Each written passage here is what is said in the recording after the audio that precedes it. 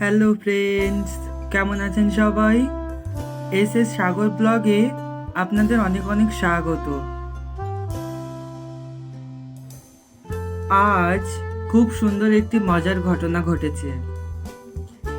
আমরা সকালবেলা পড়তে এসেছিলাম দমদমে।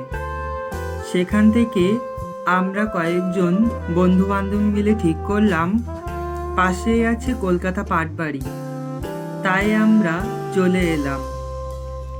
আর পাটবাড়ি প্রবেশ করার আগেই আছে মা মঙ্গলময়ী চণ্ডী মায়ের মন্দির, আর মায়ের মন্দিরের পাশেই আছে বাবা যোগেশ্বরের মন্দির। খুব সুন্দর, তাই না?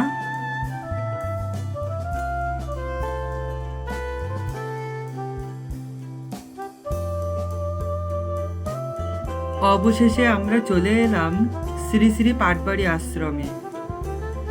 এটাই হচ্ছে পাটবাড়ি প্রবেশ করার মূল গেট।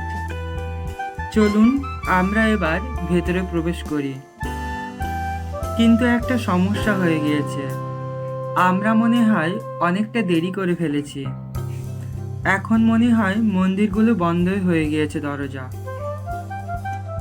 তাও চলুন আমি আপনাদেরকে যতটা পারি দেখানোর চেষ্টা করব।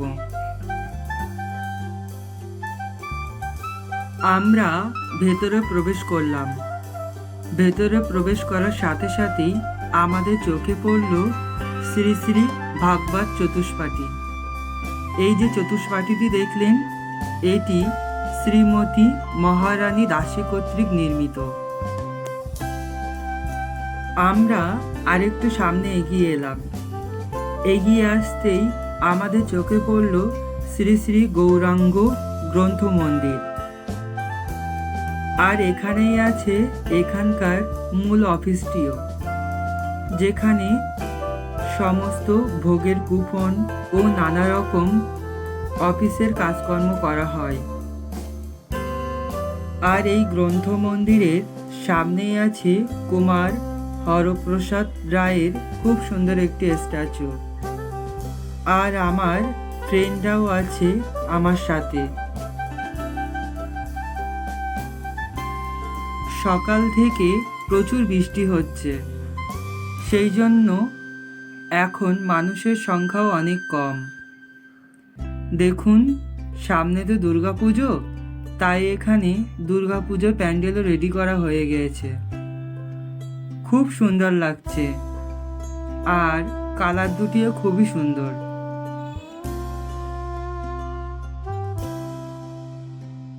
পরবর্তীবার যখন আমি এখানে আসব, তখন আমি এখানকার মহাপ্রসাদ অবশ্যই গ্রহণ করব। আর এখানে অনেক মন্দির আছে, রাধাকৃষ্ণ মন্দির, চৈতন্য মহাপ্রভুর মন্দির, জগন্নাথ দেবের মন্দির, আরও অনেক মন্দির আছে। আর আপনাদেরকে আরেকটা কথা বলা হয়নি, এখানকার ভোগের কুপন মাত্র 60 টাকা।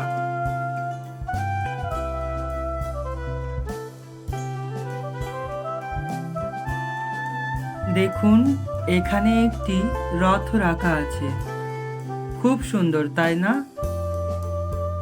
আর এখন মন্দিরগুলো সবই বন্ধ হয়ে আছে, সেই জন্য আমি আর আপনাদেরকে দেখাতে পারলাম না। দাঁড়ান, আপনাদেরকে আরেকটি জিনিস দেখাই। এর পাশেই আছে খুব সুন্দর একটি শিব মন্দির, যেটি বকুলেশ্বর বাবা নামে পরিচিত। দেখুন কতটা সুন্দরভাবে এখানে রাখা হয়েছে বাবাকে।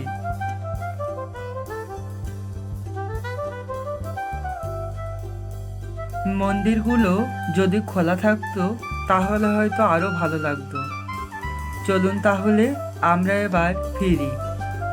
ঠিক আছে বন্ধুরা, সবাই ভালো থাকবেন, সুস্থ থাকবেন।